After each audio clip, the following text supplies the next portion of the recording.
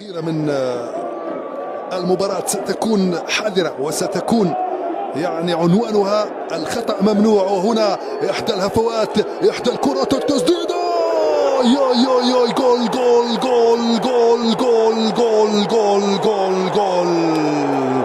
إسماعيل سعادي يبصم على حضوره، على قوته، على تفانيه، على مجهوداته طيلة المباراة. صراحة إسماعيل سعادي بصم ووقع على المجهودات الكبيرة التي قدمها طيلة أطوال المباراة، من هفوة، من خطأ في وسط الميدان أكمله الحارس عبد اللطيف رمضان بهفوة يسكن الكرة في شباك الحارس عبد اللطيف رمضان.